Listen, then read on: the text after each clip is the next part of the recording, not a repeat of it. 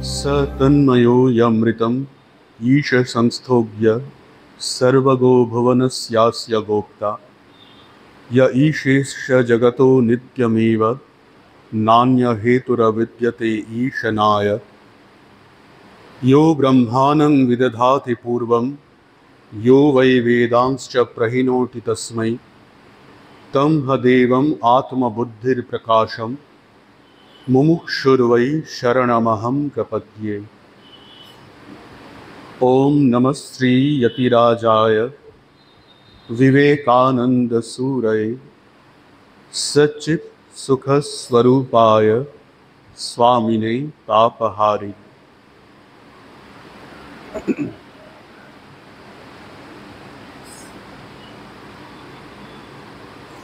स्वामी विवेकानंद रचित भक्तियोग जे বইটি আছে সেখানে আমরা গুরু ও শিষ্যের লক্ষণ নামক যে অধ্যায়টি আছে সেটি আমরা আলোচনা করছিলাম এবং গত ক্লাসে আমরা গুরুর প্রয়োজনীয়তা কি সেইটা নিয়ে আলোচনা করতে গিয়ে আমরা দেখেছিলাম যে আধ্যাত্মিক জীবনে এগোতে গেলে আধ্যাত্মিক জীবনে যে গূঢ় তত্ত্বগুলি সেইগুলি অনুধাবন করতে গেলে এবং আধ্যাত্মিক জীবনে সফল হতে গেলে গুরুর সাহায্য ছাড়া গুরুর কৃপা ছাড়া এক পাও এগোনো অসম্ভব। আমাদের ভেতরে যখন আধ্যাত্মিক জীবনের প্রতি আকাঙ্ক্ষা আধ্যাত্মিক জীবন যাপন করার প্রতি আকর্ষণ জন্মায় এবং আধ্যাত্মিক ক্ষুধা আমরা নিজেদের আধ্যাত্মিক রূপে নির্ধন আধ্যাত্মিক রূপে গরিব আমরা সেইটি আমরা বুঝতে পারি এবং ঈশ্বরের শরণাগত হয়ে ভগবানের কাছে করুণ প্রার্থনা জানাই আমার সেই ভেতরে যে শূন্য স্থানটি আছে সেইটিকে পূর্ণ করার জন্যে। তখন ঈশ্বরই যেন স্বয়ং ঈশ্বর কৃপা করে করুণা করে তার যে দক্ষিণামূর্তি রূপ গীতাতে ভগবান শ্রীকৃষ্ণ বলছেন আমাকে আচার্য বলে জানবে আমাকে গুরু রূপে জানবে। ঈশ্বরই ভগবান ঈশ্বরই গুরু তিনি কৃপা করে করুণা করে তার যে গুরু শক্তি সেই গুরু শক্তি আমাদের কাছে কোনো যোগ্য মানুষের মধ্যে দিয়ে আমাদের কাছে যেন পাঠিয়ে দেন। সেই গুরু শক্তি ঈশ্বরের যে গুরু শক্তি সেইটি যে মানুষের ভেতর থেকে প্রকাশিত হচ্ছে তাকেই আমরা গুরু বলে জানি। সেই জন্যে ঠাকুর বলছেন গুরুদে মনুষ্য বুদ্ধি করতে নাই, গুরুকে স্বয়ং ঈশ্বরের মতন সম্মান ভক্তি করতে হয়। শুধু তাই নয়, অনেক স্থানে আমরা দেখছি অনেক আচার্য বা কবি যারা ছিলেন ভক্ত কবি তারা গুরুকে যেন ঈশ্বরের থেকেও উপরে স্থান দিয়েছেন। বা সাধারণত আপনারা যারা দীক্ষা পেয়েছেন তারা এটি আরো স্পষ্ট করে জানবেন গুরুর স্থান মস্তকে, ইষ্টের স্থান হৃদয়। এখন গুরুর লক্ষণ কি সেইটি আমরা আলোচনা করেছিলাম। গুরুর লক্ষণ আলোচনা করতে গিয়ে স্বামীজি প্রথমেই যেটা বলছেন গুরু সম্বন্ধে এইটুকুনি দেখতে হইবে তিনি যেন শাস্ত্রের মর্মজ্ঞ হন। তাহলে গুরুর প্রথম লক্ষণ কি এটা আমরা যেন একটু রিভিশন করে নিচ্ছি। অনেক দিন আগে তো আমরা আলোচনা করেছিলাম, তাই একটু রিভিশন করে নেওয়া হচ্ছে। তাহলে সদ্গুরুর প্রথম লক্ষণ কি? তিনি শাস্ত্রের মর্মজ্ঞ। শাস্ত্রের মর্মজ্ঞ মানে কি? প্রথম অবশ্যই তিনি শাস্ত্র পড়েছেন, ভালোভাবে পড়েছেন এবং শাস্ত্র জ্ঞান তিনি অর্জন করেছেন, তিনি শাস্ত্রজ্ঞ।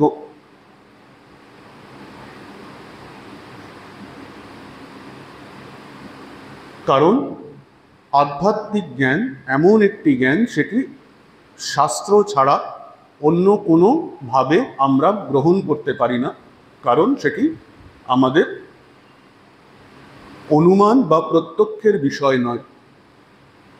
ঈশ্বর বা ব্রহ্ম সেটি আমাদের প্রত্যক্ষ বা অনুমান আদির বিষয় নয়, একমাত্র শাস্ত্রই তার প্রমাণ। সেই জন্যে ঈশ্বরকে যিনি আমাদের কাছে নিয়ে আসছেন তার শাস্ত্রজ্ঞ হওয়া উচিত, হতেই হবে। শুধু শাস্ত্রজ্ঞ হলেই হবে না, তিনি শাস্ত্রের মানে বা শাস্ত্রের গূঢ় অর্থ তিনি জানেন, শুধু সেইটুকুনি হবে না, গুরু পক্ষে শাস্ত্র ধারণা করা চাই। শুধু তিনি শাস্ত্র পড়েছেন, শাস্ত্র মুখস্থ করেছেন এবং সুন্দরভাবে শাস্ত্রের ব্যাখ্যা করতে পারেন, শুধু সেইটুকুনি হলে হবে না। গুরুর লক্ষণ কি হবে? যিনি শাস্ত্রকে ধারণা করেছেন, শাস্ত্রের শুধু আক্ষরিক মানে বুঝলে চলে না, শাস্ত্রের একটি মর্মবাণী আছে, সেই মর্মবাণী সাধন ভজন না করলে বোঝা যায় না। যতই পড়ুন, যতই অন্যায় করুন না কেন, যতই বাংলা মানে ইংরেজি মানে শিখুন না কেন, যতই লেকচার শুনুন না কেন, যদি সাধন ভজন না করেন তাহলে কিন্তু শাস্ত্রের গূঢ় অর্থ ধারণা হয় না। সেই জন্যে গুরু এমন একজন ব্যক্তি যিনি সাধন ভজন সহকারে শাস্ত্রের যে মর্মবাণী সেইটিকে ধারণা করেছেন। শুধু তাই নয়, আরেকটি স্টেপ আছে, তিনি শাস্ত্রকে শুধুমাত্র যে ধারণা করেছেন শুধু তাই নয়, শাস্ত্র তার জীবনে পরিস্ফুট হয়ে উঠেছে। শাস্ত্রের মর্মজ্ঞ মানে শাস্ত্রে যে আধ্যাত্মিক উৎকর্ষের ব্যাপারে বলা আছে সেইটি যেন গুরুর জীবনে, সদ্গুরুর জীবনে সম্পূর্ণরূপে প্রকাশিত হয়। তিনি শুধু পড়েছেন, মানে বুঝেছেন, ধারণা করেছেন নয়, তার জীবনটাই যেন শাস্ত্রময় হয়ে গেছে। ঠাকুর কথায় কথায় বলছেন, দিনে দেখবি, রাত্রিরে দেখবি, তারপরে আমার ওপরে বিশ্বাস হোক।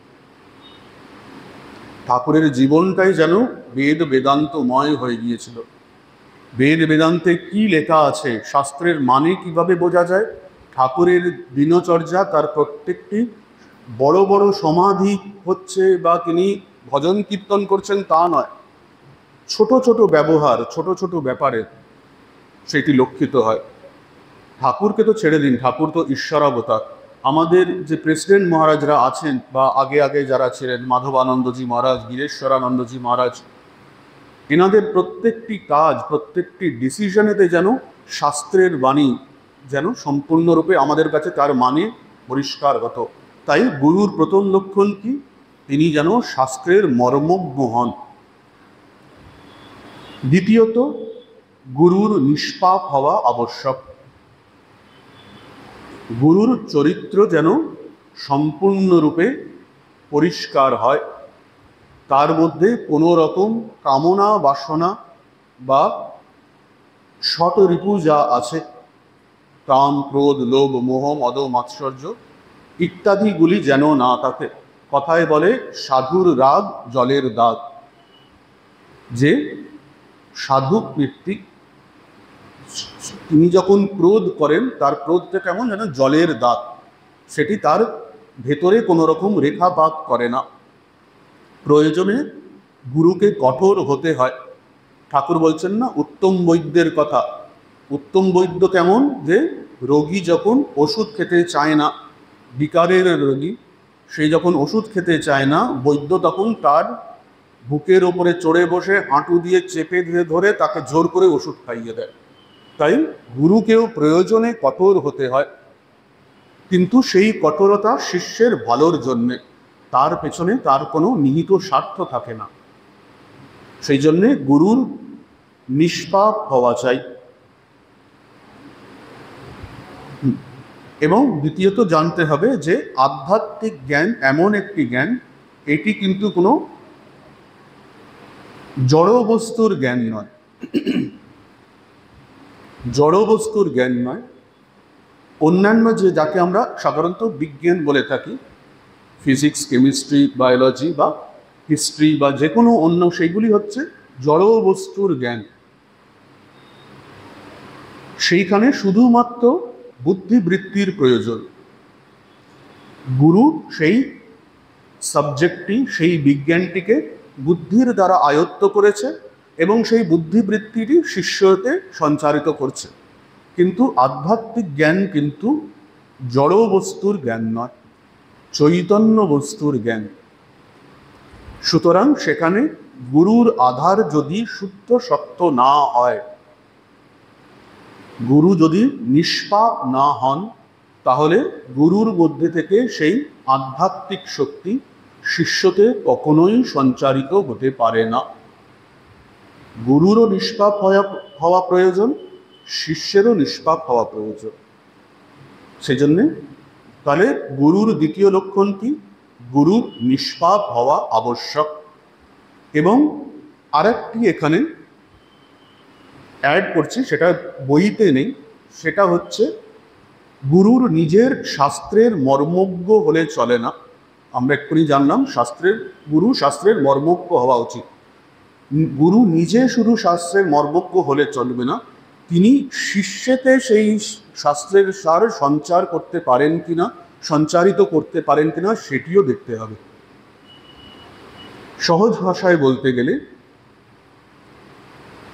যে কোনো পণ্ডিত কিন্তু ভালো শিক্ষক হবেন সেটা কিন্তু জরুরি নয়। কোনো মানুষ নিজে পণ্ডিত হতে পারে, কিন্তু সে অপরকে যে শিক্ষাদান করতে পারে ভালো, পারবেই সে, সেরকম কোনো মানে নেই কিন্তু, তাই তো? শিক্ষা দেবার গুণ কিছু আলাদা আছে। ভালো ক্রিকেটার যে সচিন তেন্ডুলকর, সে নিজে সর্বশ্রেষ্ঠ ক্রিকেটার, তার মানে যে সে খুব ভালো কোচ হবে তার কোনো মানে নেই। বা আমি নিজের জীবন দিয়ে বা আমাদের একটা ঘরোয়া একটি উদাহরণ দিতে পারি। আপনারা একজন মহারাজকে নিশ্চয়ই চেনেন, আপনাদের মধ্যে খুবই লোকপ্রিয় মহারাজ কৃপাকরানন্দজি মহারাজ। কৃপাকরানন্দজি মহারাজের গান ভজন অত্যন্ত জনপ্রিয়, এবং শুধু ভজন শুধু নয়, তিনি অত্যন্ত সুন্দর পাখওয়াজ বাজাতে পারেন, দুর্দান্ত পাখওয়াজ বাজায়। এবং আমরা যখন বেলুড় মঠেতে ছিলাম, আমরা তখন ব্রহ্মচারী, মহারাজ তখন বেলুড় মঠেতে ডাক্তারভাবে আছে, এবং মাঝে মধ্যেই দেবতোষ মহারাজ বেলুড় মঠের সন্ধ্যা রাত্রিক ইত্যাদিতে পাখওয়াজ বাজাতো, অপূর্ব সুন্দর। এবং আমরা তখন সবে সবে পাখওয়াজ শিখছি। তখন আমাদের মধ্যে অনেক ব্রহ্মচারীরাই গিয়ে দেবতোষ মহারাজকে ধরতাম, এই একটু পাখওয়াজটা শিখিয়ে দাও তো, এই ঝাঁপতালটা বুঝতে পারছি না, ঝাঁপতালটা কি করে হয় একটু বুঝিয়ে দাও তো। ও ঝাঁপতাল খুব সোজা, এরকম কর, এরকম কর, এরকম হয়ে গেল। আরে কি হয়ে গেল, কিছুই বুঝলাম না, কি বললো? আরে খুব সোজা, এই তো এই তালটা হবে, এই লয়টা হবে, এরকম হয়ে গেল। কৃপাকরানন্দজি মহারাজ তিনি গুরুর কাছে রীতিমতো শাস্ত্রীয় সঙ্গীত শিখেছে, তিনি শাস্ত্রীয় সঙ্গীতের মর্ম বুঝেছে। আমরা তখন সেই সবে ওই ধা ধা ধা ধা করে যাচ্ছি, ধা ধিন করে যাচ্ছি। তার ভাষা, তার শেখানো আমরা বুঝতে পারতাম না। আরে কি বোঝাচ্ছ, কিছুই বুঝছি না। আরে খুব সোজা, এই দেখ না হয়ে গেল, এই দেখ এই মাত্রা, এই লয়, এই 3, এখানে 6, এখানে 8, এখানে 16। আরে কি 8 16 ঝাঁপতাল কিছু, ও কিছুতেই শেখাতে পারতো না। অনেক ব্রহ্মচারীরা ওর কাছে যেত পাখওয়াজ শেখার জন্য, ও কিছুতে, কেন ও এমন একটা লেভেলে শেখাতো, ও আমাদের লেভেলেতে নেমে এসে শেখাতে পারত। তেমনি গুরু শুধু নিজে মর্মজ্ঞ হলে চলবে না, তিনি যেন শিষ্যের লেভেলেতে নেমে এসে শিষ্যকে টেনে ওপরে তোলার ক্ষমতা তার মধ্যে থাকছে। তেমনি মহাপুরুষ যারা আছেন তাদের মধ্যে অনেকে দেখবেন, ত্রৈলঙ্গ স্বামী মহারাজ, মহাপুরুষ স্বয়ং ঠাকুর বলছেন সচল বিশ্বনাথ, কিন্তু তিনি মৌনী থাকতেন।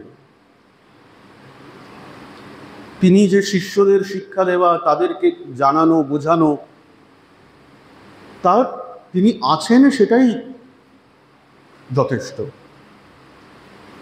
কিন্তু ঠাকুরকে দেখুন, আমি দুজনেই মহাপুরুষ, দুজনেই অনুভূতি সম্পন্ন মহাপুরুষ, একজন সচল বিশ্বনাথ তো একজন সচল নারায়ণ। কিন্তু অপরদিকে ঠাকুর উত্তর কলকাতার বোধহয় হেন পাড়া নেই যেখানে ঠাকুর যান। প্রত্যেকের বাড়িতে গিয়ে কোথাও কোথাও বাবার তারা ইনভাইট করেনি, অন্য লোককে দিয়ে বলে পাঠাতেন, এই আমাকে ইনভাইট করতে বলো তো, অমুক উৎসব আছে, উৎসবেতে গিয়ে গিয়ে সেখানে গিয়ে তিনি ধর্ম শিক্ষা দিয়ে গেছেন। বাড়ি বাড়ি হেন বাড়ি নেই যেখানে যান। সেই জন্যে গুরুর শুধুমাত্র তত্ত্বজ্ঞানী বা মর্মজ্ঞ তো হতেই হবে, সেই মর্ম তত্ত্বের মর্ম অপরকে শিক্ষা প্রদানের ক্ষমতাও তার মধ্যে থাকা চাই। এটি বইতে নেই, এটি অ্যাড করলাম। এবং আরেকটি হচ্ছে, স্বামীজি বলছেন, তৃতীয়ত দেখা আবশ্যক গুরুর উদ্দেশ্য কি। গুরু যেন অর্থ, নাম যশ বা কোনো স্বার্থ সিদ্ধির জন্য ধর্ম শিক্ষাদানে প্রবৃত্ত না হন। আধ্যাত্মিক জ্ঞান কোনো অর্থের বিনিময়ে বা কোনো কামনা বাসনা পূর্তির বিনিময়ে, এমনকি নাম যশের বিনিময়, যে রাজার ছেলে রাজপুত্রকে যদি আমি নিজের শিষ্য করতে পারি তাহলে আমার প্রচুর নাম যশ হবে, হয়তো রাজা রাজগুরুও করে দিতে পারেন, এই রকম উদ্দেশ্য হলে কিন্তু চলবে না।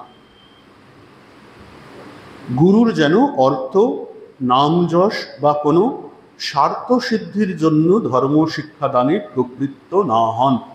সমগ্র মানব জাতির প্রতি শুদ্ধ প্রেমই যেন তাহার কার্যের নিয়ামক হয়।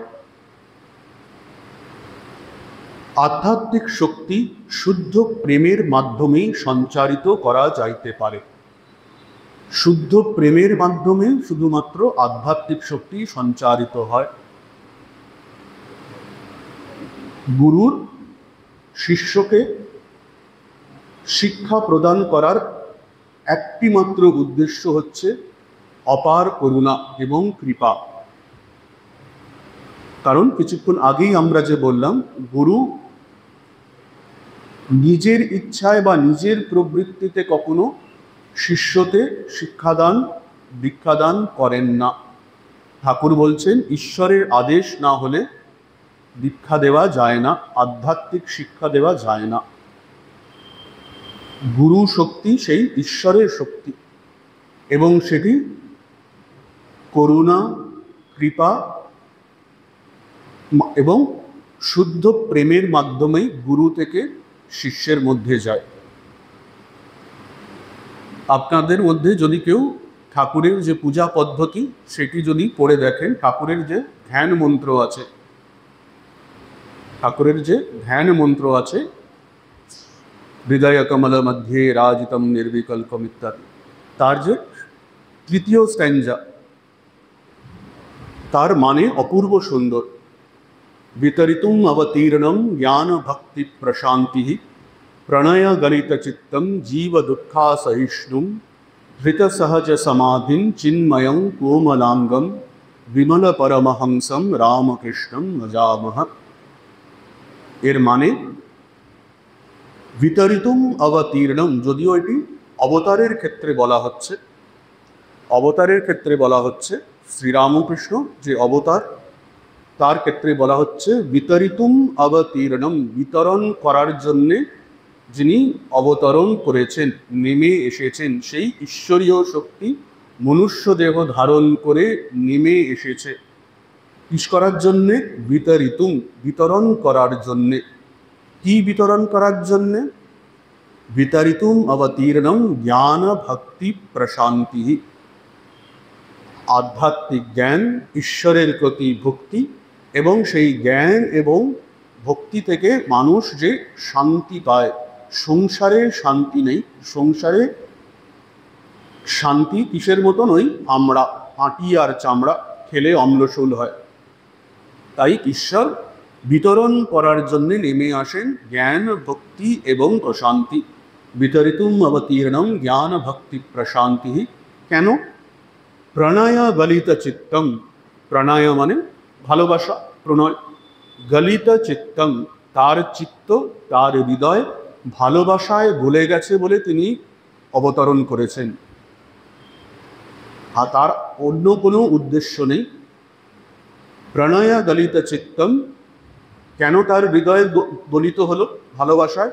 জীব দুঃখ অসহিষ্ণু, জীবের দুঃখ তিনি সহ্য করতে না পেরে, অসহিষ্ণু জীবের দুঃখ সহ্য করতে না পেরে প্রণয়ে ভালোবাসায় তার হৃদয় যখন গলে গেল, তখন তিনি জ্ঞান ভক্তি প্রশান্তি বিতরণ করার জন্যে অবতরণ করে থাকেন। জীব দুঃখ অসহিষ্ণু ধৃত সহজ সমাধিম, তিনি সহজেই সমাধি অবস্থা তিনি প্রাপ্ত হতেন, মুহুর্মুহু তার সমাধি হতো।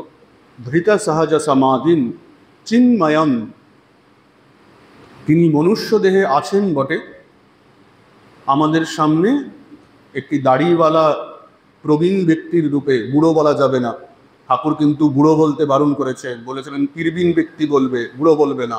তাই একটি দাড়িযুক্ত পীরবিন ব্যক্তির রূপে তিনি আমাদের সামনে আছেন, কিন্তু চিন্ময়ম, তিনি মৃন্ময় নয়, ভুলে গেলে চলবে না, তিনি মৃন্ময় নয়, তিনি সেই চিন্ময় ব্রহ্ম সত্তা, যিনি নির্গুণ নিরাকার ব্রহ্ম, তিনি সগুণ সাকার ঈশ্বর, সৃষ্টি স্থিতি প্রলয়কর্তা, তিনি অবতার, তিনি মনুষ্য দেহ ধারণ করে অবতরণ করেছেন। তাই তিনি চিন্ময়ম, মৃন্ময়ম নয়, চিন্ময়ম কিন্তু কোমলাঙ্গম, চিন্ময়ম কোমলাঙ্গম, তিনি চিন্ময় সত্তা কিন্তু একটি কোমল শরীর ধারণ করে আমাদের সামনে বসে আছেন। কোমল শরীর, ঠাকুরের শরীর ভীষণ নরম ছিল, লুচি ছিঁড়তে গেলে আঙুল কেটে যেত, লুচির ওপরের যে সরু এটা হয় সেটাতে তার আঙুল কেটে যেত, এত কোমল শরীর ছিল। চিন্ময়ম কোমলাঙ্গম বিমল পরমহংসম রামকৃষ্ণম নজাম। তাই জীবের প্রতি করুণা, জীবের প্রতি ভালোবাসা, প্রণয় গলিত চিত্তম, সেটি একমাত্র সদ্গুরুর একমাত্র উদ্দেশ্য হয়। এছাড়া গুরুর আর কোনো উদ্দেশ্য থাকে না। আধ্যাত্মিক শক্তি শুদ্ধ প্রেমের মাধ্যমেই সঞ্চারিত করা যাইতে পারে। কোনরূপ স্বার্থপূর্ণ ভাব, লাভ বা যশের ইচ্ছা এক মুহূর্তে এই সঞ্চারের মাধ্যম নষ্ট করিয়া ফেলে। ভগবান প্রেমস্বরূপ, আর যিনি ভগবানকে প্রেমস্বরূপ বলিয়া জানিয়েছেন সেই গুরু, তিনি মানুষকে ভগবত ভাব শিক্ষা দিতে পারেন। তাই গুরু এবং শিষ্যের সম্পর্ক ভালোবাসার সম্পর্ক, নিঃস্বার্থ প্রেমের সম্পর্ক। এবং এই সম্পর্ক কিন্তু কেমন? পরস্পরম ভাবয়ন্তঃ। গীতাতে ভগবান এক জায়গায় বলছেন, দেবান ভাবয়তানেন তে দেবান ভাবয়ন্তুয়া পরস্পরম ভাবয়ন্ত, মিউচুয়ালি বেনিফিশিয়াল সম্পর্ক। গুরু যেমন আমাদের শিষ্যকে ভক্তি, মুক্তি, জ্ঞান প্রদান করছেন এবং আমাদের জীবনকে প্রকাশিত করছেন, গুরুকেও আমরা কিন্তু অপররূপে, গুরুও আমাদের শিষ্যের কাছ থেকে বেনিফিটেড হচ্ছেন। এখন প্রশ্ন, গুরু আবার, আমি গুরুকে কি দিতে পারি? গুরুর আমার কাছ থেকে কি বেনিফিট পেতে পারে? গুরুর জীবনে যদি কিছু কামনা থাকে, সে হচ্ছে একজন যোগ্য শিষ্য। ঠাকুরের জীবন যদি দেখেন, তাহলে ঠাকুর মায়ের কাছে দেখতেন সে প্রার্থনা করছে, এই সংসারী লোকগুলোর সাথে কথা বলে বলে আমার কান যেন পচে গেল, যোগ্য কয়েকটা আধার, শুদ্ধ সত্য আধারের কয়েকটা ছেলেকে পাঠাও মা, ওরে তোরা কে কোথায় আছিস আয় রে। তিনি যে ডাকতেন। শুধু তাই নয়, যখন সেই যোগ্য আধাররাও এলো, তাদের মধ্যে দেখুন কিছু কিছু আধাররা ছিল যারা বিশেষ আধার, রাখাল, শশী, শরৎ, বিশেষ করে নরেন্দ্র, তখন যেন ঠাকুরের প্রাণ জুড়লো, কথা বলার লোক পেলেন। এবং শুধু তাই নয়, ঠাকুরের ভেতরকার ভাব, কখন নিজের সম্পূর্ণ তাদেরকে উজাড় করে দিয়ে দেব। গুরু এটাই চান যে একজন যোগ্য শিষ্য পাই, একজন যোগ্য আধার পাই। আমি আমার গুরুর কাছ থেকে যেটি পেয়েছি, আমার গুরু আমাকে যে শিক্ষা দান করেছেন এবং ঈশ্বর কৃপা করে আমাকে আদেশ করেছেন, এই যে গুরু শক্তি আমাকে দান করেছেন সেটি আরেকজনকে শিষ্যকে দেওয়ার জন্যে, সেইটি দিতে পেরে গুরু যেন পরিপূর্ণ হন, পরিতুষ্ট হন। এর থেকে বড় পরিতুষ্টি গুরুর জীবনে আর কিছু নেই।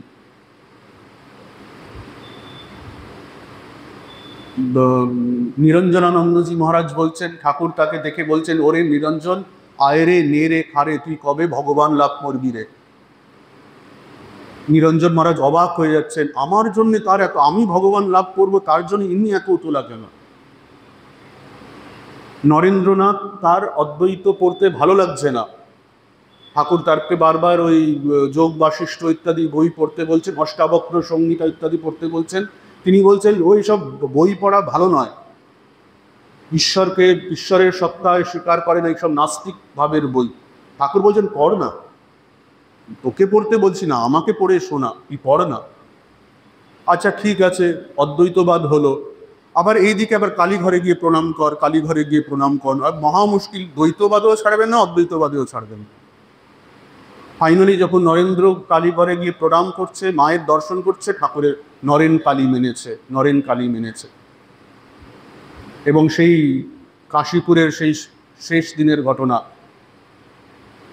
স্বামীজিকে ছুঁতে বললেন, স্বামীজি ছুঁলেন, স্বামীজি জ্ঞান শূন্য হলেন। স্বামীজি যখন চোখ খুলে দেখলেন ঠাকুরের দু চোখে জল, ঠাকুর বলছেন আজ তোকে সব দিয়ে ফকির হলুম। এটাই গুরু চান, এই পরস্পরম ভাবয়ন্তঃ।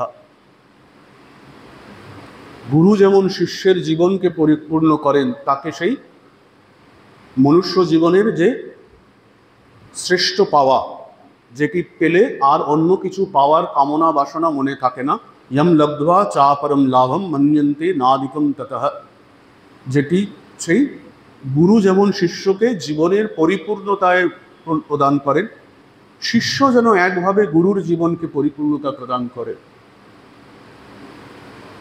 কারণ গুরু যেমন তার গুরুর কাছ থেকে যে ভগবত ভাব পেয়েছিলেন, গুরু ভাব পেয়েছিলেন, সেটি শিষ্যকে প্রদান করে তার জীবনটাও যেন চরিতার্থ হয়। এই পরস্পরম ভাবয়ন্ত, এই হচ্ছে গুরু এবং শিষ্যের ভালোবাসার সম্পর্ক। ভগবান প্রেম স্বরূপ, আর যিনি ভগবানকে প্রেম রূপ বলিয়া জানিয়াছেন, তিনি মানুষকে ভগবত ভাব শিক্ষা দিতে পারেন। আরেকটি সুন্দর কথা, এটি আপনারা পাবেন প্রাচীন সাধুদের কথা বলে যে বইটা বেরিয়েছে, চেতনানন্দজি মহারাজের লেখা, সেই বইতে আছে চেতনানন্দজি মহারাজ নিজের দীক্ষার ঘটনা। ওনার নিজের যে দীক্ষা হয়েছিল, মন্ত্র দীক্ষা, পূজনীয় শ্রীমৎ স্বামী শঙ্করানন্দজি মহারাজের কাছ থেকে, যখন তিনি পূজনীয় শঙ্করানন্দজি মহারাজের কাছ থেকে দীক্ষা নিতে যান, তখন তিনি অদ্বৈত আশ্রম থেকে গেছিলেন, অদ্বৈত আশ্রমের ব্রহ্মচারী তখন তিনি, এবং টাকা পয়সা নেই, এবং অদ্বৈত আশ্রমের নিয়ম, অদ্বৈত আশ্রমের টাকা কোনো রকম রিচুয়ালিস্টিক কাজকর্মেতে ব্যবহার করা যাবে না, কোনো পূজা পার্বণ দীক্ষা দিতে ব্যবহার করা যাবে না, টাকা পয়সা নেই। এখন গুরু দক্ষিণা দেবেন কি করে?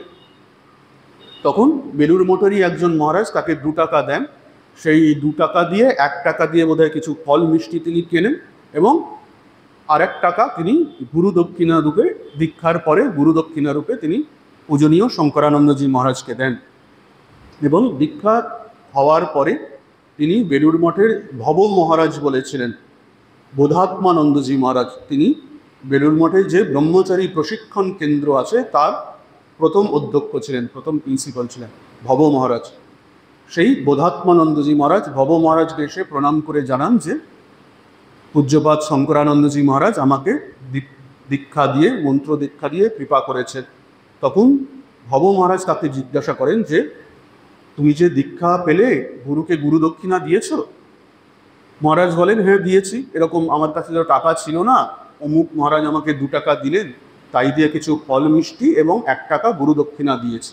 ভব মহারাজ বলেন না, তুমি গুরু দক্ষিণা দাওনি। হ্যাঁ মহারাজ দিয়েছি, না, ওই ফল মিষ্টি বা মূল্য দিয়ে গুরু দক্ষিণা হয় না। আজ তুমি গুরুর কাছ থেকে একটি বীজ মন্ত্র পেয়েছ, সেই বীজ মন্ত্রটি নিজের হৃদয়েতে আজকে তোমাকে রোপণ করতে হবে এবং সাধন ভজন দ্বারা, তপস্যার দ্বারা, জপ ধ্যানের দ্বারা সেই বীজ মন্ত্রের রক্ষণাবেক্ষণ করতে হবে এবং কালে সেই বীজ বিরাট গাছেতে পরিণত হবে এবং সেই গাছে যখন ফল হবে, কি ফল? ঈশ্বর অনুভূতি রূপ ফল, ঈশ্বর অনুভূতি রূপ ফল, ঈশ্বরের প্রতি শুদ্ধা ভক্তি রূপ ফল। সেই ফল যখন তুমি গুরুর চরণে অর্পণ করবে তখন তোমার গুরু দক্ষিণা দেওয়া হলো। অত্যন্ত গভীর কথা, এত গভীর কথা চিন্তা করে দেখুন। মহারাজের এখন প্রায় 80 বছর বয়স হয়েছে, এখনো তার মনের ভেতরে গেঁথে আছে কথাটা। এবং আমাদের ভাগ্য ভালো, তিনি আমাদের কাছে এইসব কথাগুলি, এসব গুচ্ছ কথা, এইসব কথা কেউ বলে না। প্রত্যেক সাধু সন্ন্যাসীর জীবনেই এরকম কিছু গুচ্ছ কথা আছে, গুরুর কাছ থেকে তারা বিভিন্নভাবে তারা আশীর্বাদ পেয়েছে, সাধারণত আমরা বলি না। আমাদের ভাগ্য ভালো যে মহারাজ আমাদের সাথে এত সুন্দর একটি ঘটনা আমাদের জন্য রেখে গেলেন। সেই জন্য গুরু এবং শিষ্যের সম্পর্ক হচ্ছে এই ভালোবাসার সম্পর্ক, প্রেমের সম্পর্ক। সেখানে কোনো রকম অর্থ বা নাম যশের কোনো স্থান নেই। যদি দেখো গুরুতে এই সব লক্ষণ বর্তমান, তবে জানিবে তোমার কোনো আশঙ্কা নাই, নতুবা তাহার নিকট শিক্ষায় বিপদ আছে। সদ্গুরুর মধ্যে এই সব লক্ষণ যদি না থাকে এবং তোমার ভেতরেও শিষ্য হওয়ার অধিকারিত্ব যদি না থাকে, দুটোই চাই, তাহলে কিন্তু শিক্ষায় বিপদ আছে। ওই ঘোড়া সাপ যখন ব্যাঙ ধরে, ঘোড়া সাপও গিলতে পারে না, তারও কষ্ট, আবার ব্যাঙটাও মরে না, সেও চেঁচামেচি করে। কিন্তু কাল সাপ যদি ধরে তাহলে এক ছোবলেই সাবার।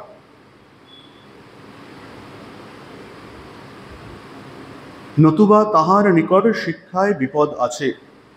যেহেতু তিনি যদি হৃদয়ের সদ্ভাব সঞ্চার করিতে না পারেন, হয়তো অসদ্ভাব সঞ্চার করিবেন। গুরুর ভেতরে যদি আমরা কামনা বাসনা ইত্যাদি দেখি, তাহলে সেই অসদ্ভাব আমার ভেতরেও সঞ্চারিত হবে। তাই ভালোর জায়গায় মনতে হবে, ওই অন্ধে নেই বা নিয়মানা যথান্তা হবে। অন্ধ যদি অন্ধকে পথ দেখায় তাহলে দুজনে গিয়েই গাড্ডায় পড়বে। এই বিপদ হইতে নিজেদের সর্বতোভাবে সাবধান রাখিতে হইবে। তবে ইন কনক্লুশন, যিনি বিদ্বান, নিষ্পাপ ও কামবন্ধহীন, যিনি শ্রেষ্ঠ ব্রহ্মবিদ, তিনি প্রকৃত সদ্গুরু। এটি বিবেক চূড়ামণি গ্রন্থ থেকে স্বামীজি অনুবাদ করছেন। শ্রোত্রিয়া অব্রজীনঃ অকামহতঃ ইয়ো ব্রহ্মবিত্তমঃ। তাহলে গুরুর লক্ষণ কি? শ্রোত্রিয়া, যিনি শ্রোত্রিয়। শাস্ত্রের দুটি বিভাগ আছে, শ্রুতি এবং স্মৃতি। শাস্ত্র, আমরা শাস্ত্র বলতে যে গ্রন্থগুলিকে জানি তার দুটি বিভাগ আছে। কিছু শাস্ত্রকে বলা হয় শ্রুতি এবং কিছু শাস্ত্রকে বলা হয় স্মৃতি। শ্রুতি শাস্ত্র যেগুলি সর্বদা সত্য, যেগুলি পূর্বেও সত্য ছিল, বর্তমানেও সত্য আছে এবং ভবিষ্যতেও সেইগুলি সত্য, যেমন সত্য ছিল তেমনি সত্য থাকবে, যেগুলোকে ইটার্নাল ট্রুথ বলা যেতে পারে, অর্থাৎ বেদ। বেদ কে বলা হয় শ্রুতি গ্রন্থ। বিশেষ করে বেদের যে মূল ভাগ অর্থাৎ বেদান্ত অর্থাৎ উপনিষদ, সেইগুলোকে শ্রুতি গ্রন্থ বলা হয়। এছাড়া স্মৃতি গ্রন্থ কি কি? যেগুলি কাল প্রভাবে তার কিন্তু ইম্পর্টেন্স কমে যায়। সেই যুগে সেই স্মৃতি প্রযোজ্য ছিল বলে এই যুগে যে সেই স্মৃতি গ্রন্থ প্রযোজ্য হবে তার কোনো মানে নেই। এবং শুধু তাই নয়, সেখানে স্মৃতি গ্রন্থ থেকেও কিছু অংশ সম্পূর্ণ যেমনটি আছে তেমনটি গ্রহণ করতে হয়, কিছু গ্রন্থ একটু বাদ বিচার করে গ্রন্থ করতে হয়, কিছু অংশ বর্জনীয়। শুধু তাই নয়, স্মৃতি গ্রন্থতে অনেক সময় ওই গল্পের আকারে, কথার আকারে বলা থাকে, তার ভিতর থেকে নিহিত অর্থটিকে জেনে নিতে হয়। স্মৃতি গ্রন্থ অর্থাৎ মনুস্মৃতি, যাজ্ঞবল্ক স্মৃতি আছে, ভৃগু স্মৃতি আছে। মনুস্মৃতি কিন্তু এই যুগে প্রযোজ্য নয়। মনুস্মৃতির কিছু কিছু অংশ এই যুগেও গ্রহণ করা যেতে পারে, কিন্তু মনুস্মৃতির কিছু অংশ আছে যেইগুলি এই যুগেতে গ্রহণযোগ্য নয়। পুরাণগুলি স্মৃতি গ্রন্থের আন্ডারেতে পড়ে। তেমনি শ্রুতি গ্রন্থ কি, অর্থাৎ উপনিষদ বেদান্তই হচ্ছে শ্রুতি গ্রন্থ। তাহলে শ্রোত্রিয়া মানে হচ্ছে গুরু, যিনি ঔপনিষদিক তত্ত্বজ্ঞানে মর্মজ্ঞ, তিনি হচ্ছে গুরু। অবৃজিনাহা অর্থাৎ নিষ্পাপ, কিছুক্ষণ আগেই আমরা যেটা আলোচনা করলাম তার মধ্যে কামনা শূন্য তিনি হবেন, অন্যান্য যে ষট রিপু যেন তার মধ্যে না থাকে। এবং অকামহতঃ, নিষ্পাপ এবং কামবন্ধহীন, তিনি কোনো উদ্দেশ্য সাধন করার জন্যে, নাম যশের জন্য তিনি যেন শিক্ষা প্রদান না করেন। এবং যিনি শ্রেষ্ঠ ব্রহ্মবিদ, তিনি যেন অনুভূতি সম্পন্ন হন। সব থেকে গুরুর ইম্পর্টেন্ট লক্ষণ কি, তিনি যেন অনুভূতি সম্পন্ন হন, তিনি নিজে সাধন ভজন করে যেন ঈশ্বর অনুভূতি করে থাকেন, তিনি হচ্ছেন প্রকৃত সদ্গুরু। যাহা বলা হইল তাহা হইতে ইহা সহজেই প্রতীত হইবে যে ধর্মে অনুরাগী হইবার, ধর্মের মর্মবোধ করিবার এবং উহা জীবনে পরিণত করিবার উপযোগী শিক্ষা যে কোনো ব্যক্তির নিকট হইতে পাওয়া যায় না। যে কোনো ব্যক্তি আমাকে ধর্মে অনুরাগী হবার, ধর্মের মর্মবোধ করবার এবং উহা জীবনে পরিণত করবার শিক্ষা দিতে পারে না। যিনি দিতে পারেন একমাত্র তিনিই গুরু। তাহলে গুরু শিষ্যকে কি কি প্রদান করেন? তিনটি জিনিস। প্রথম হচ্ছে ধর্মের প্রতি অনুরাগ। প্রথম স্টেপ হচ্ছে গুরু এমন এক ব্যক্তি যাকে দেখে শিষ্যের ধর্মের প্রতি অনুরাগ উৎপন্ন হয়। সাধারণভাবে আমরা সংসারে আসক্ত, সংসারের প্রতি অনুরাগী, ঈশ্বরের দিকে, ভগবানের দিকে, আধ্যাত্মিকতার দিকে আমাদের মনোভাব হয় না। গুরু এমন এক ব্যক্তি যাকে দেখে ঈশ্বরের কথা মনে পড়ে, ভগবানের কথা মনে পড়ে। কাউকে দেখে যদি সংসারের কথা মনে পড়ে তাহলে কিন্তু তিনি গুরু নন। বা দারুণ দেখতে, খুব সুপুরুষ চেহারা, সুপুরুষ হওয়ার জন্য তো তিনি গুরু হননি। তাকে দেখে যদি ঈশ্বরের ভাব মনের ভেতরে জাগ্রত হয়, আধ্যাত্মিক পথ চলার প্রতি এই ইন্টারেস্টটা আমাদের মনে যদি জাগ্রত হয়, গুরুর প্রথম কাজ তো তাই, শিষ্যের ভেতরে যাতে এই আধ্যাত্মিক জীবন যাপন করার প্রতি ইন্টারেস্টটা তার ভেতরে জাগ্রত হয়, এবং তারপরে গুরু তার ভেতরে এই আধ্যাত্মিক ভাব, ধর্মের ভাব, সেটি তার ভেতরে প্রবিষ্ট করিয়ে দেন। এটাকেই শাস্ত্রে বলে শ্রবণাহা। গুরুর কাছ থেকে শ্রবণ করা, জানা, দীক্ষা গ্রহণ করা, দীক্ষিত হওয়া, একেই বলে দীক্ষিত হওয়া। প্রথম হচ্ছে তাহলে ধর্মে অনুরাগী হইবার। দ্বিতীয়, ধর্মের মর্মবোধ করিবার। গুরু শুধুমাত্র ধর্মের প্রতি তাকে অনুরক্ত করেই ছেড়ে দেন না, বা তাকে শুধুমাত্র ধর্মের মূল ভাব প্রদান করেই ছেড়ে দেন না, তাকে সেই ধর্মের ভাব যেটি তিনি দিলেন সেটির মর্মবোধ করানোর প্রচেষ্টা করেন। মর্মবোধ অর্থাৎ সাধন ভজন করা। গুরুর কাছ থেকে যেটি পেলাম তাকে গভীরভাবে চিন্তা করা। গুরু শুধু দিলেন, সেটি নিয়ে পকেটে রেখে দিলাম, বা গুরু আমাকে ধরুন গীতাটি দিলেন, গীতাটি অত্যন্ত শ্রদ্ধা ভক্তির সাথে এটি লাল শালুতে মুড়ে ঠাকুর ঘরে চুপচাপ রেখে দিলাম, রোজ খুললি। গীতা শালু দিয়ে মুড়ে ঠাকুর ঘরে রেখে দিলে চলবে না, সেটিকে পড়তে হবে, তার মানে বুঝতে হবে, গভীরভাবে চিন্তা করতে হবে। যখন আমরা চিন্তা করব, গুরুর কাছ থেকে যে শিক্ষা পেয়েছি, যেটি জানলাম, সেইটি নিয়ে যখন ওই বাটবো, চন্দন বাটা, তখন সুগন্ধ বেরোবে। শুধু সুগন্ধ বেরোবে তা নয়, প্রথমে কিন্তু সুগন্ধ বেরোবে না। প্রথমে কি আসবে? সংশয় আসবে। গুরু দিলেন আর আমরা গ্রহণ করে নিলাম, তা তো হয় না। প্রথম প্রথম মনের ভেতর থেকে প্রচুর সংশয়ের উদয় হয়। সংশয়ের উদয় হলে আবার গুরুর কাছে যেতে হয়, গুরু সেই সংশয়টিকে শুধরে দেন। পরিপ্রশ্নেন সেবায়া, এমনি এমনি দেন না, গুরুকে সেবা করতে হয়, তুষ্ট করতে হয়, তারপরেই গুরু শিষ্যের যে সংশয় আছে সেটিকে দূরীভূত করে দেন। সংশয় দূরীভূত হলে শিষ্য আবার এগিয়ে যায়, আরেকটু মর্মবোধ করে। মর্মবোধ, শাস্ত্রের মর্মবোধ একদিনে হয় না। গুরু যেটি দীক্ষা দিলেন সেটি একদিনে তার মর্মবোধ সম্ভব নয়, লেগে থাকতে হয়, সাধন ভজন করতে হয়। যত সাধন ভজন করবেন তত সংশয় উদয় হবে, তত আবার গুরুর কাছে গিয়ে সেই সংশয়ের উত্তর পেতে হবে। শুধু সংশয় নয়, আরেকটি প্রতিবন্ধক আছে, নিস্তেজ হয়ে যাওয়া, ইন্টারেস্ট হারিয়ে ফেলা। আর কত করব, আর পাচ্ছি না বাবা, করেই যাচ্ছি, কিছুতেই কিছু হচ্ছে না।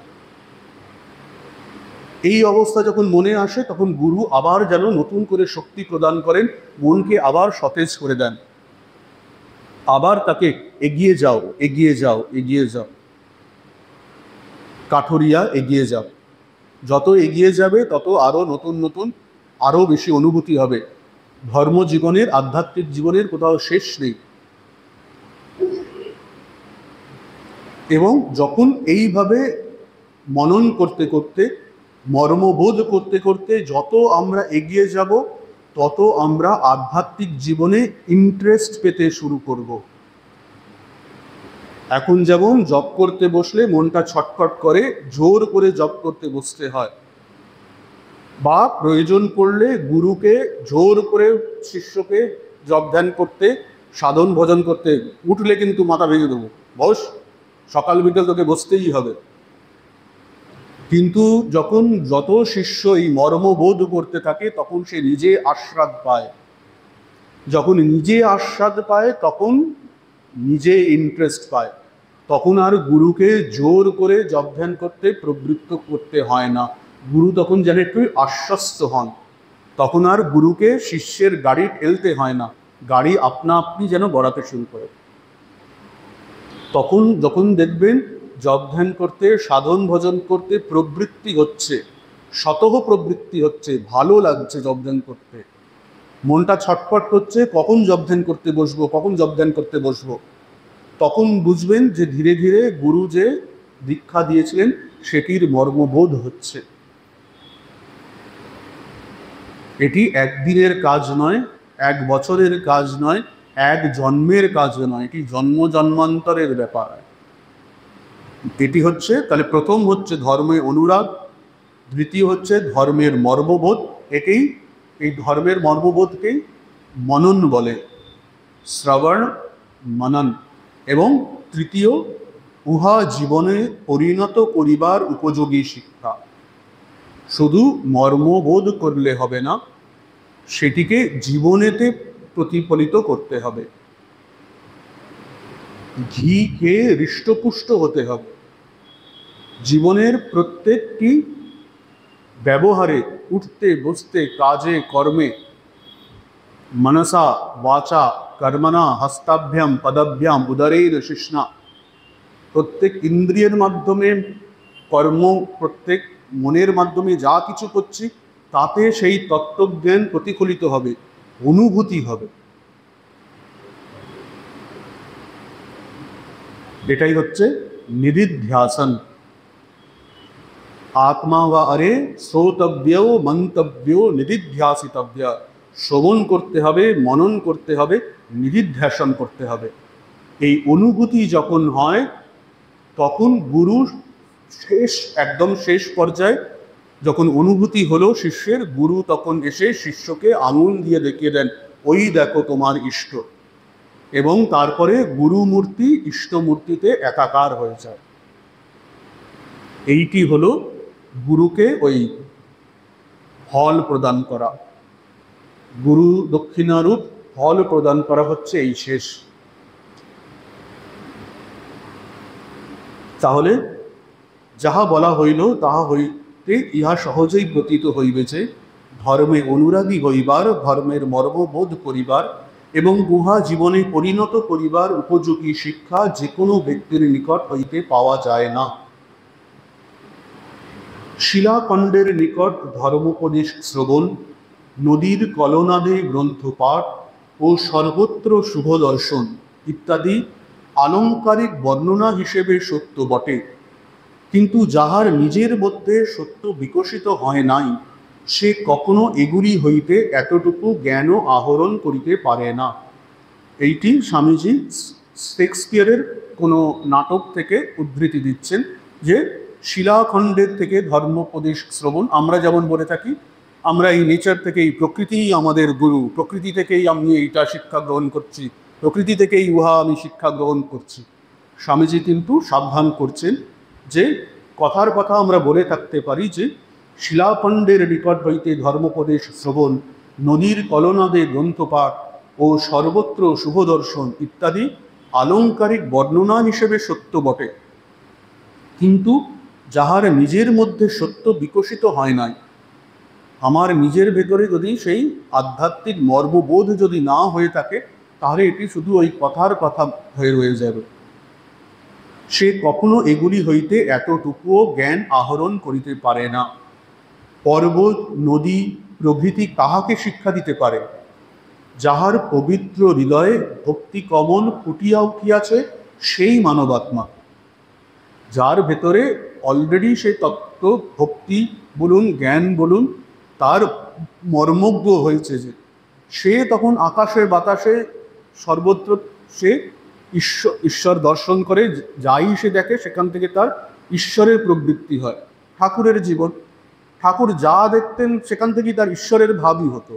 ক্যামেরা দেখতে বলা হলো, সেখানেও তিনি ক্যামেরার ছবি কিভাবে ওঠে, ওই আগেকার দিনের ফিল্মের ওপরে কেমিক্যাল লাগানো থাকতো, তার ওপরে ছবিটা পড়তো, তেমনি হৃদয় যদি ভক্তিরূপ কালি লাগিয়ে দিই সেখানে ঈশ্বরের ছাপ পড়বে, সেখানেও তিনি ঈশ্বর দেখছে। আপনারা জুতে গিয়ে যতই সিংহ দেখুন না কেন, বা ডিসকভারির ডকুমেন্টারিতে যতই সিংহ দেখুন না কেন, আপনার কিন্তু সিংহ বাহিনীর ভাব উদয় হবে না। ঠাকুর যে মাত্র আলিপুর জুতে সিংহ দেখলেন, তার সিংহ বাহিনীর ভাব হবে, সেই একই তো সিংহ।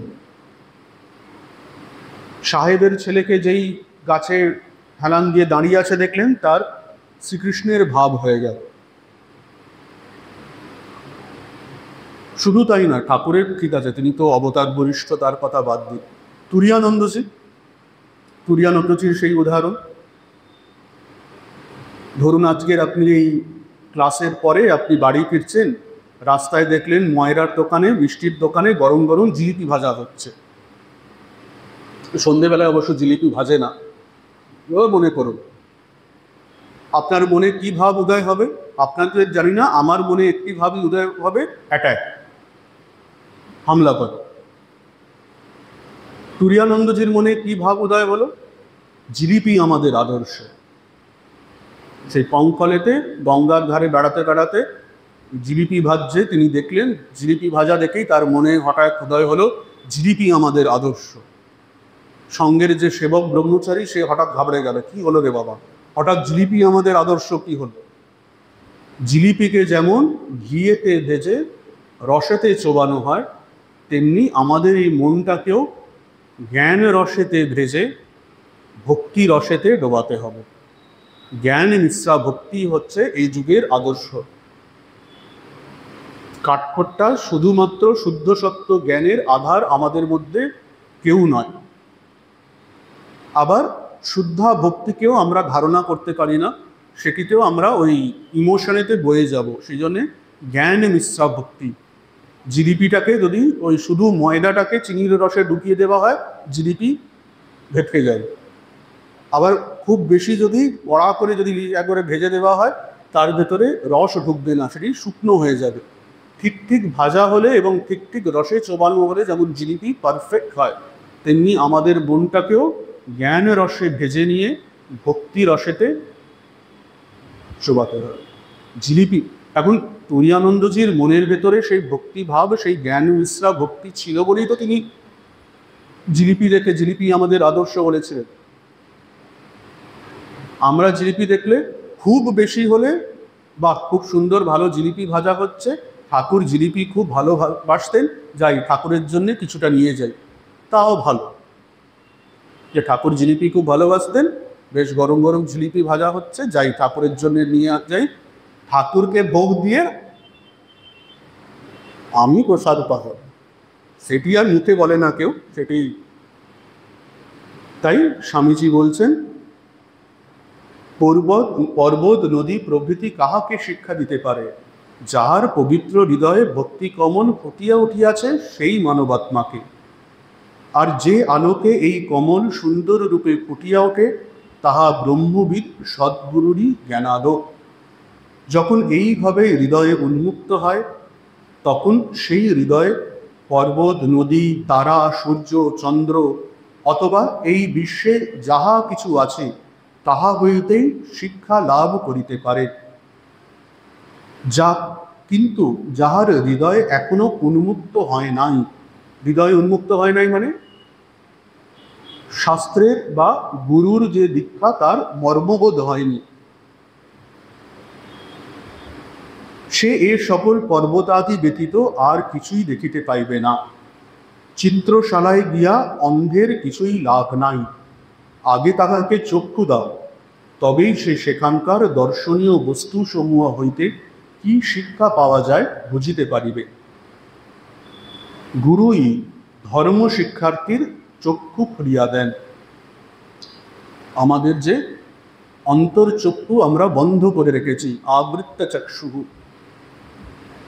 আমরা নিজেদের অন্তরের যে চোখ, আমরা নিজেদের স্বসত্তাকেই জানতে পারছি না, বুঝতে পারছি না, জানার প্রবৃত্তিও নেই। গুরু সেই চক্ষুকে যেন খুলে দেন। অজ্ঞান তিমিরান্ধস্য জ্ঞানাঞ্জন শলাকয়া চক্ষুর উন্মীলিতং येन তস্मै শ্রী গুরবে নমঃ। চক্ষুর উন্মীলিতন যিনি করে দেন সেই গুরুকে আমি প্রণাম জানাই।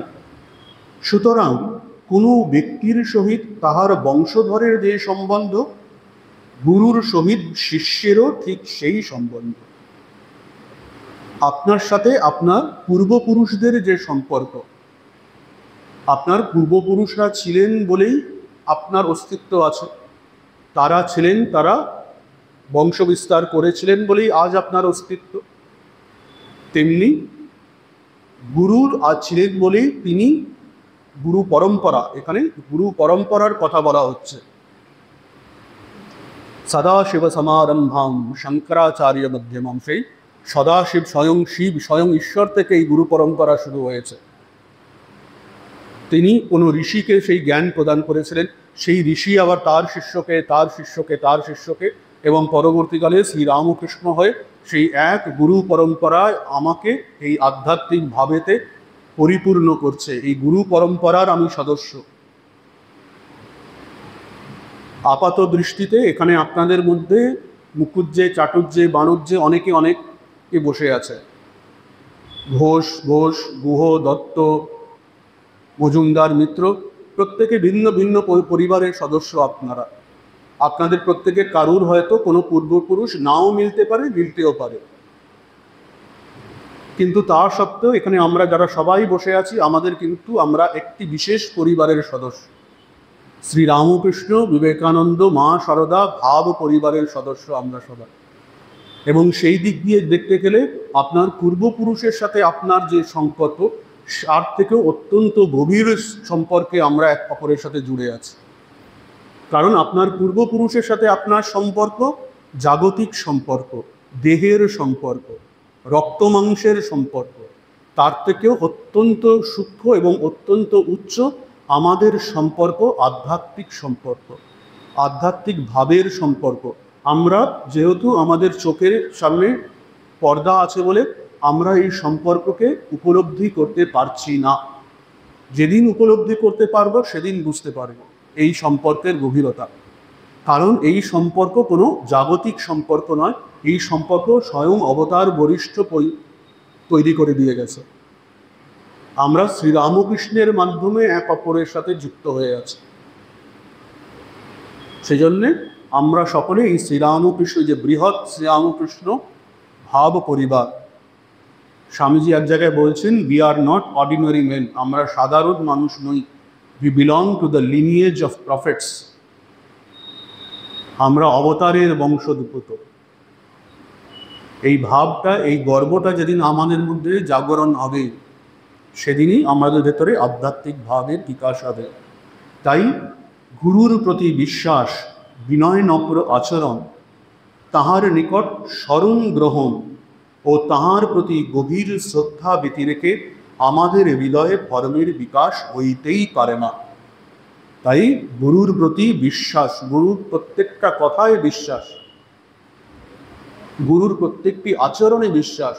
গুরু আমাকে যদি তিরস্কার করেন তাহলেও মনে করতে হবে নিশ্চয়ই এর পেছনে গুরুর কোনো সদ্ভাব আছে, আমার নিশ্চয়ই এতে কিছু ভালো হবে, তাই গুরু আমাকে তিরস্কার করছেন। একজন মহারাজ, কোনো সন্ন্যাসী কিছু করেছিলেন, কিছু খারাপ কাজ করেছিলেন। মাধবানন্দজি মহারাজ তখন জেনারেল সেক্রেটারি মহারাজ, সাধারণ সম্পাদক, তিনি তাকে কিছু একটা তপস্যায় যেতে বলেছেন, যে তুমি তপস্যায় যাও। সেই সাধু বেরিয়ে এসে বলছেন, মাধবানন্দজি যখন আমাকে তপস্যায় পাঠাচ্ছেন, এই শাস্তি যখন আমাকে দিচ্ছেন, তার মানে নিশ্চয়ই আমার এতে কিছু ভালো হবে। এই যে বিশ্বাস, তার উপরে বিনয় নম্র আচরণ এবং সেবা, গুরুর সেবা করতে হয়। গুরুর সেবা জাগতিক অর্থেও করা যায়, বা গুরুর শ্রেষ্ঠ সেবা কি? গুরু নির্দেশিত সাধন ভজনই হচ্ছে কিন্তু গুরুর শ্রেষ্ঠ সেবা। অনেকে আমাদের পক্ষে গুরুর সবসময় সেবা করা সম্ভব হয় না। প্রেসিডেন্ট মহারাজরা, ভাইস প্রেসিডেন্ট মহারাজরা, তাদের আমরা সবসময় সামনে পাই না। মহারাজ সেবা করব কি করে? গুরুর নির্দেশিত সাধন ভজনই হচ্ছে গুরুর শ্রেষ্ঠ সেবা, এবং তাহার নিকট শরণ গ্রহণ, শরণাগতি। শরণাগতি না হলে গুরুর এক ভাব শিষ্যতে আসে না। শিষ্য যতক্ষণ না ঝুঁকছে গুরুর সামনে, যতক্ষণ না নুইয়ে পড়ছে, ততক্ষণ ওই ওপর থেকে নিচে জ্ঞান যেন আসে না। অর্জুন যতক্ষণ না যখন অর্জুন গীতায় বললেন, শিষ্যস্তেহম সাধি মাং তাং প্রপন্নম, প্রথমে তো অর্জুন অনেক কিছু বললেন, এইসব যুদ্ধ আমি করব না, ধনুষ গান্ডীব আমার হাত থেকে খসে পড়ে যাচ্ছে, এইসব যুদ্ধ করে লাভ নেই, চলো আমরা ভিক্ষাবৃত্তি করে জঙ্গলে গিয়ে ভিক্ষাবৃত্তি করে থাকি। ভগবান কিন্তু, শ্রীকৃষ্ণ কিন্তু ততক্ষণ কিচ্ছু বলেননি। কিন্তু যখন অর্জুন বললেন, শিষ্যস্তেহম সাধি মানতাম, আমি আপনার শিষ্য, আমাকে কৃপা করুন, এই শরণাগতি না আসলে কিন্তু গুরুর কাছ থেকে শিক্ষা পাওয়া যায় না। তাহার নিকট শরণ গ্রহণ ও তাহার প্রতি গভীর শ্রদ্ধা ব্যতিরেকে আমাদের হৃদয়ে ধর্মের বিকাশ হইতেই পারে না। আর ইহাও বিশেষ লক্ষ্য করিবার বিষয় যে সব দেশে গুরু শিষ্যের এরূপ সম্বন্ধ আছে, কেবল সেই সব দেশেই অসাধারণ ধর্মবীরগণ জন্মিয়াছে। ধর্মবীর অর্থাৎ যারা অনুভূতি সম্পন্ন মহাপুরুষ, সে আমাদের ভারতেই হোক বা পাশ্চাত্যেই হোক। পাশ্চাত্যেতে খ্রিস্টীয় ধর্মে ক্যাথলিক যারা, সেখানে কিন্তু এই গুরু শিষ্য পরম্পরা আছে। এখন লণ্ডভণ্ড হয়ে যাচ্ছে সময়ের সাথে, কিন্তু আছে। এবং সেই জন্যে ক্যাথলিক ধর্মেতেও, খ্রিস্টানে বিশেষ করে ক্যাথলিক যারা, তাদের মধ্যে কিন্তু তারা বলে প্রিসেপ্টার্স, গুরুকে বা টিচার্স, তাদের প্রতি শ্রদ্ধা ভক্তি কিন্তু একটি সাধন জীবনের, বা ক্যাথলিক মঙ্ক যারা, তাদের জীবনে একটি অত্যন্ত গুরুত্বপূর্ণ ভাব। এবং সেই জন্যে ক্যাথলিককেতেও আমরা দেখি অনেক সেন্ট যারা নাম করা, যারা Thomas of Assisi, Saint Thomas of Assisi বা ব্রাদার লরেন্স, ইত্যাদি অনেক মহাপুরুষদের কথার আমরা উল্লেখ পাই। কিন্তু ঠিক তার বিপরীতে প্রটেস্ট্যান্টস যারা, সেখানে কিন্তু গুরু অর্থাৎ এই ধরনের গুরুর প্রতি শ্রদ্ধার ব্যাপারটি নেই। সেখানে যারা পাদ্রী, প্রটেস্ট্যান্টসদের মধ্যে যারা পাদ্রী, তারা কিন্তু চাকরি করছে, তারা সংসারী হয়, তারা বিবাহ করতে পারে এবং চার্চেতে তারা চাকরি করছে যেন সেইভাবে তারা জাস্ট প্রেয়ারটাকে লিড করে ওই অবধি। সেখানে কিন্তু এই শ্রদ্ধার সম্পর্ক থাকে না।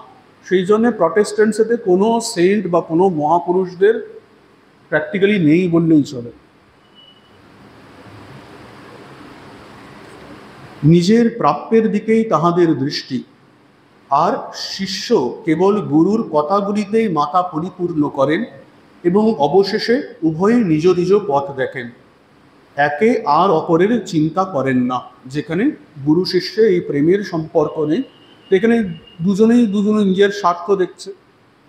সেখানে গুরুও শিষ্যের থেকে কিছু স্বার্থ দেখছে, শিষ্য গুরু থেকে কিছু স্বার্থ দেখছে, এবং স্বার্থ উপলব্ধি হওয়ার পরে যে যার পথে চলে যাচ্ছে। গুরুও নিজের পথে চলে গেল, শিষ্য নিজের পথে চলে গেল। একে আর অপরের চিন্তা করেন না। এরূপ ক্ষেত্রে ধর্ম প্রায় অজ্ঞাতই থাকিয়া যায়। আধ্যাত্মিক শক্তি সঞ্চার করিবার কেহ নাই, গ্রহণ করিবারও কেহ নাই। এইসব লোকের কাছে ধর্ম যেন ব্যবসায় পরিণত। তাহারা মনে করে অর্থ দ্বারা ধর্ম ক্রয় করা যায়। ঈশ্বর ইচ্ছায় ধর্ম যদি এত সুলভ অধিত। তাহাদের দুর্ভাগ্য এই যে এইরূপ হইবার নয়। শেষে স্বামীজি বলছেন, বিধাত্রী নির্দিষ্ট এই গুরু যখনই লাভ করিবে, অমনি বালকবৎ বিশ্বাস ও সরলতা লইয়া তাহার সেবা করো। আমরা যদি নিজেদের শিষ্যরূপে ঠিক ঠিক অধিকারী হয়ে তৈরি করতে পারি, আধ্যাত্মিক জ্ঞান লাভ করার অধিকারিত্ব যদি আমরা অর্জন করতে পারি এবং ঈশ্বরের কাছে যদি করুণভাবে প্রার্থনা জানাই, তাহলে ঈশ্বর অবশ্যই আমাদের প্রার্থনা শুনবেন এবং তার যে দক্ষিণামূর্তি গুরু ভাব, সেইটিকে আমাদের কাছে মানুষ গুরুরূপে প্রেরণ করবেন, অবশ্যই করবেন। যুগ যুগান্তর ধরে এই গুরু শিষ্য পরম্পরা এই দেশে চলে আসছে এবং ভবিষ্যতে অবশ্যই চলবে। চাই আমাদের ভেতরে এই গুরু লাভ করার, আধ্যাত্মিক জ্ঞান লাভ করার ইচ্ছা। বিধাত্রী নির্দিষ্ট এই গুরু যখনই লাভ করিবে, অমনি বালকবৎ বিশ্বাস ও সরলতা লইয়া তাহার সেবা করো। তাহার নিকট প্রাণ খুলিয়া দাও, তাহাকে সাক্ষাৎ ঈশ্বর রূপে দেখো।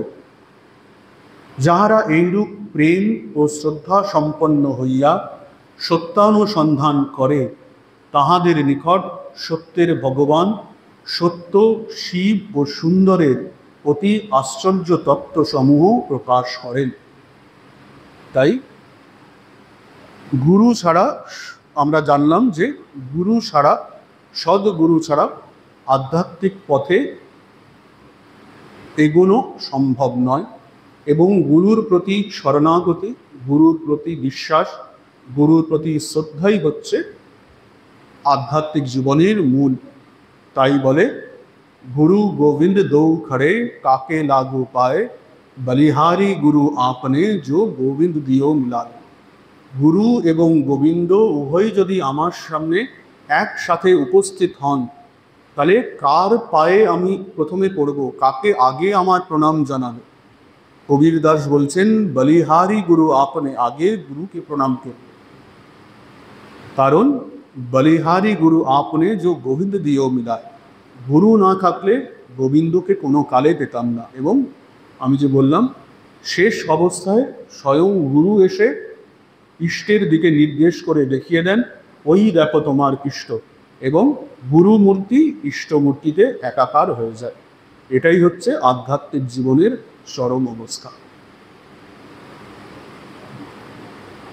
ওম শান্তি শান্তি শান্তি। হরি ওম তৎসৎ। শ্রীরামকৃষ্ণার্পণমস্তু।